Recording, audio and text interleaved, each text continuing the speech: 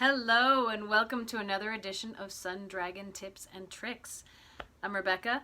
I'm the owner of Sun Dragon Art and Fiber in downtown Brevard, North Carolina. This is my house today because it's Monday. Not quite as icy as it was earlier in the weekend, but today we are going to be doing our last session on fixing mistakes in brioche. Now, if our 3 sessions so far, including this one, have not covered some brioche mistakes you would like to fix, let us know in the comments. I'll see what I can do, but I think I'm going to try to move on in the next week or two to new topics. So today what I thought we'd do is, what do you do when something like this happens? I can't even hold it up. If you drop a stitch, or if you notice something down here is not right and you want to fix it, do you rip the whole thing out and start again, or do you see if you can fix it?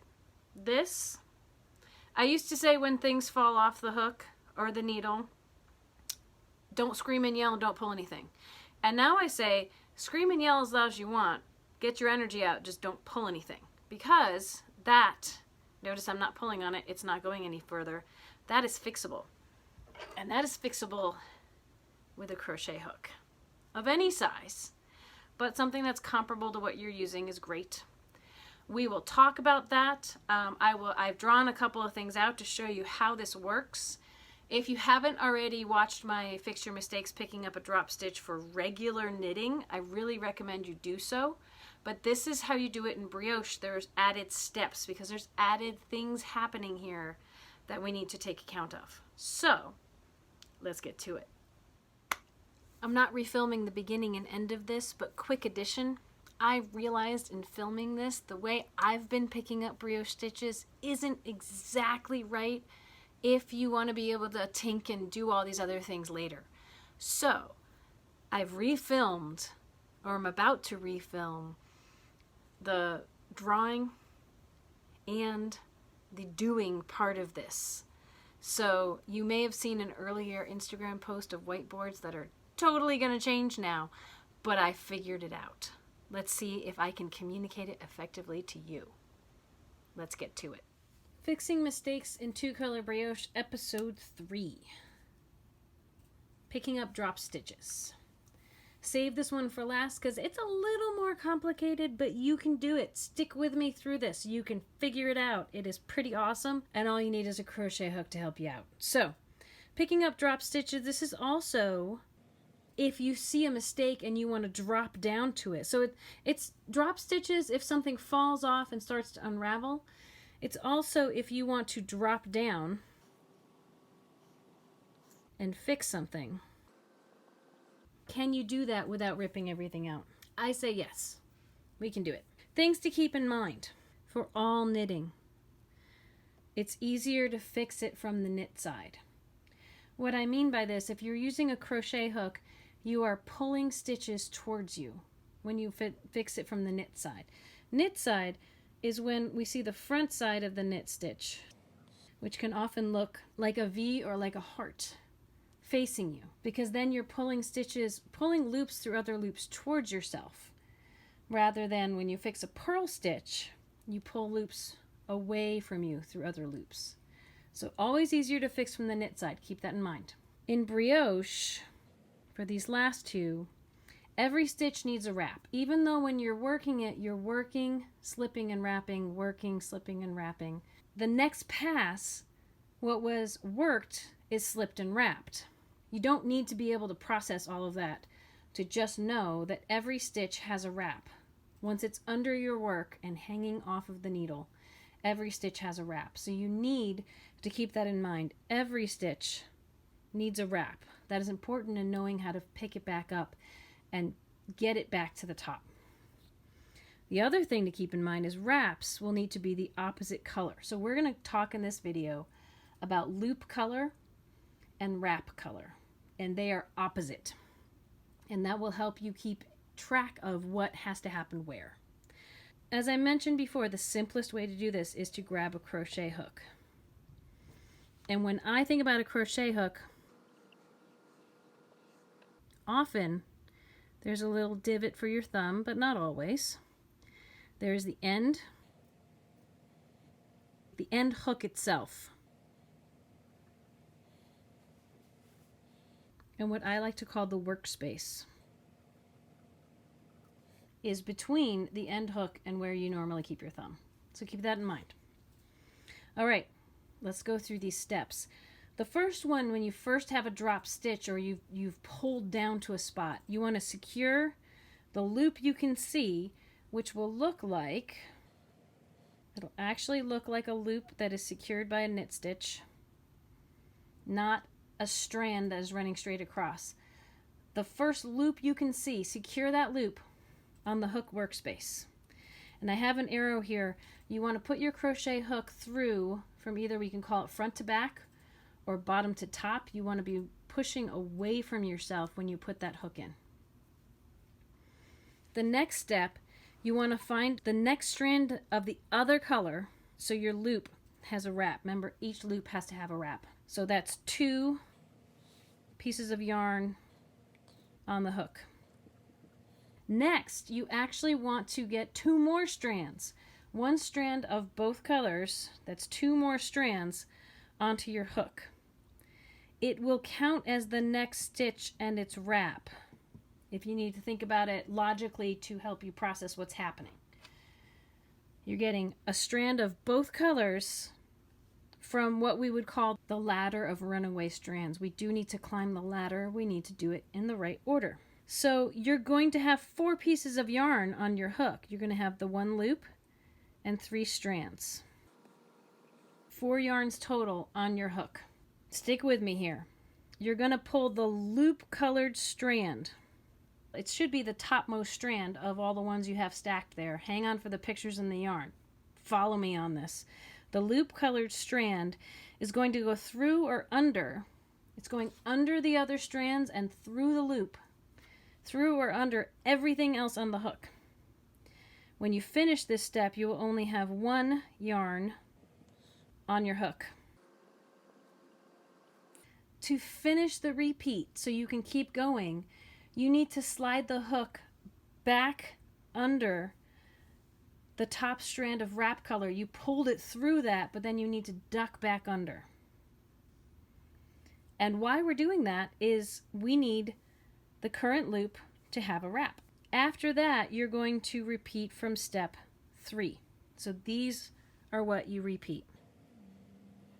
I was doing a simpler version of this before. It doesn't quite work right. So these are all the steps we need to do.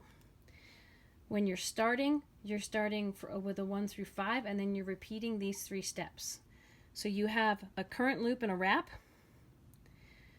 Then you're going to get 1 strand of both colors in addition onto your hook.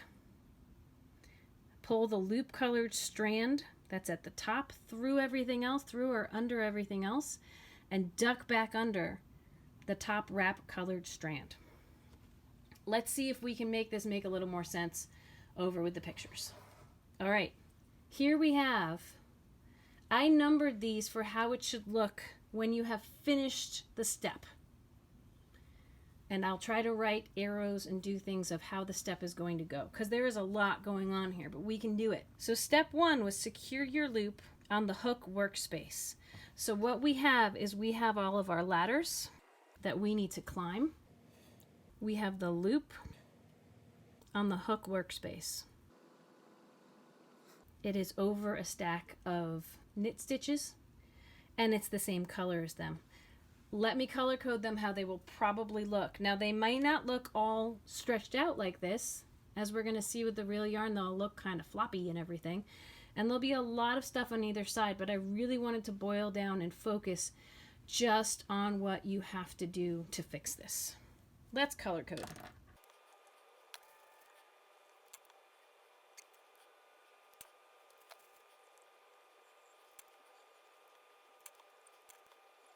Now what you might notice right after you secure your loop is it looks like there's a whole lot of strands of the other color right behind your crochet hook. So let's figure out what we're doing here. The one right behind your hook is going to be the wrap from the stitch underneath. It goes with the yarn that's wrapping around your loop. You can ignore it. That's a stitch and its wrap right down here. Let them be. Go to the next one. This is going to be the wrap for your loop. That next one is what needs to come up for step 2 onto your crochet hook, and then we'll hit the next ones.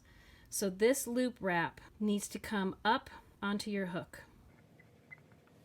That brings us to step 2. Here is when that loop wrap, we have the loop, we have the wrap that goes with the loop. They're both up on the hook workspace. They are not stuck in the actual end hook itself. Let's color code.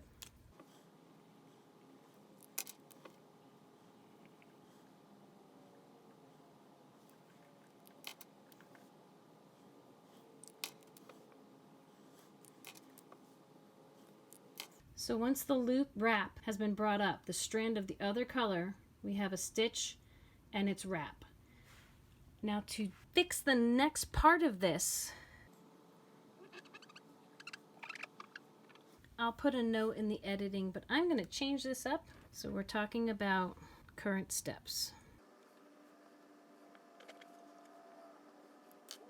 Once you've completed step 2, this is what it'll look like. We have the loop and its wrap. Step 3 says to grab a strand of each color. It's okay if the blue ones are right next to each other. In fact, that's probably how it should be. But these 2 strands, we want both of them to come up on the hook. Both of them. It'll look like this. Here we have the loop and its wrap. And then these are actually the next stitch, the next loop, and its wrap. Now what needs to happen here? First, let's color code, of course.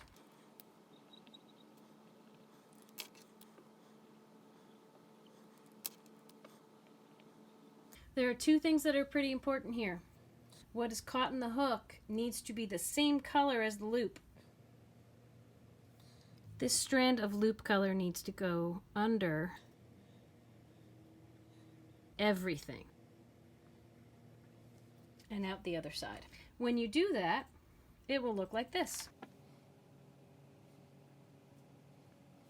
When it's pulled under everything, oh, it would help if I had it in the frame. When the loop color goes under all the other 3 pieces of yarn on the hook and comes out, the next loop is right there.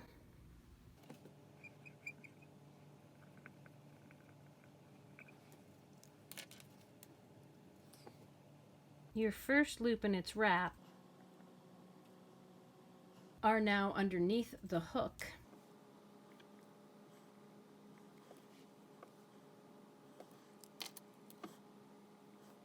Remember I said over here, this was the next loop and its wrap. We've pulled under the wrap. Here's that wrap. The loop needs it back. That wrap is right here.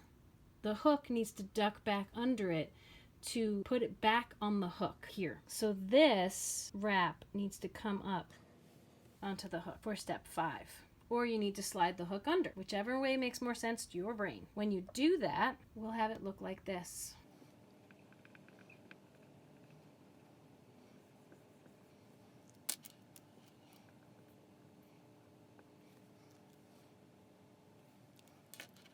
What we have here,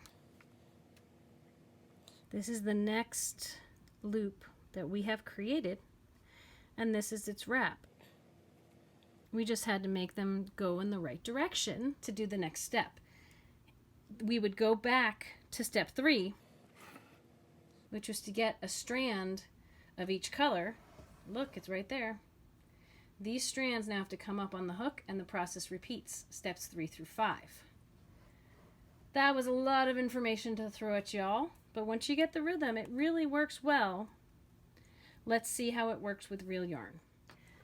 So here's my piece from the opening shot, where we've got this is the loop as far as it's run away to, and we don't want it to go any further.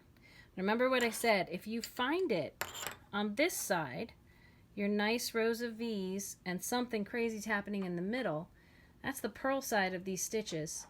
Easiest thing to do is just flip it around so it's on the knit side. Much easier to fix things from the knit side. So if you can, pull these needles out and forget about them for a little while. We want to deal with this. First things first, get your hook into the loop, that the last loop you can see that's sticking out by itself, front to back or bottom to top, a way that you can pull back towards yourself, right? Then you can set it aside for a second so we can figure out what is going on here, right? We have strands of both colors, they're intermingled. If you can pull them apart without pulling them under things so they're twisted, free them up so they're not twisted over here, what you're going to see is a bunch of strands of your loop color that are big and loose and up high. And if you dig under here, a bunch of strands of your wrap color. And there's a whole bunch of them right here at the bottom. So we've caught our loop. We have the stitch underneath it and it's wrap. This next strand of wrap color is going to come up on here. Stitch and its wrap, different colors. Now I want to go in here and find the next strand of the wrap color. Get it up there. Next strand of your loop color. That's the one that should end up in the hook, because it's going to pull through, and you can totally use your fingers on this. I tend to make sure everything goes okay. Now be careful, you can have strands stick together in here. So that was step 4, stitch, wrap. Step 5 is to get that second wrap back up on the hook. Now we have to be very careful in here not to miss another wrap strand. They want to stick together under here. Get a wrap strand color, get a loop strand color. The loop strand color should go in your hook, and you want to pull it under everything else on your hook, all 3 other pieces of yarn. Now you've got loop, loop wrap, second wrap goes back up on your hook. Look through these guys, find the next strand of wrap color, the next strand of loop color. That one can go in your hook, so you can pull it under all 3. Then you can come back to grab this guy underneath on your hook so the loop has its wrap. Find your next wrap color, find your next loop color. Loop color goes in the hook, pull it under everything else on your hook and settle. Loop, wrap, second wrap goes back up on the hook. We're up to the top now. Loop and its wrap. This one doesn't have a wrap. That's okay. When you get back up to the top, you're just going to have the stitch that was worked. It gets wrapped on the next row. So we've got him up top here, and that's great. We can get him back on the needle by any means necessary. What we have to be careful of is by pulling him up, he might have come off of the wraps on either side. He did that with both of them here. So this goes back to Fix Your Mistakes, the first video. This wrap came off. If we duck our needle under, we put the wrap back in place. Let's come do it on this one too. This one, the wrap is over here because everything just got all foobarred. It needs to slant this way, so let's try ducking this needle under. That's great. Slide your stitches back to one end or the other if your working yarn was not there, and you can keep working. So there we go. Our last video on fixing brioche mistakes for now, using a crochet hook for drop stitches, for picking up and fixing stitches. And if you find when you pick it up something doesn't look right, drop it down and try it again. Things may twist over each other and you may have to straighten it out and try it again. In the end, if the knit stitch columns look good on both sides, You're probably okay. And you can keep going. Let me know what else you would like me to focus on for knitting or crochet. If it's not something I know how to do, I will learn it and I will teach it to y'all. I'm happy to do Zoom lessons near or far. Those can be scheduled on the weekends. Best to contact me. Same thing if you want to do a lesson at the shop. For now, we are doing those 3 times a week with masks. I think we're booked till like the end of February right now though. So just contact me. You can use this vehicle by putting a message here. You can email Rebecca at sundragonartandfiber.com. I'll try to put that in the description. Or you can call our shop. We are open from Tuesday through Friday, 10 to 5. The shop phone number is 828-877-3550. For now, if you can give me a thumbs up, subscribe if you haven't already. Let me know what you would like to see a video on. For now, may your crafting be filled with joy and confidence. We'll see you soon. Bye-bye.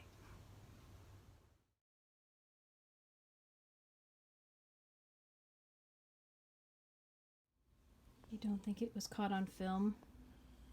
But he was snoring behind me this whole time. Hi, I'm waking you up. I'm sorry. I'm sorry. That's a good baby. Cat nap, right?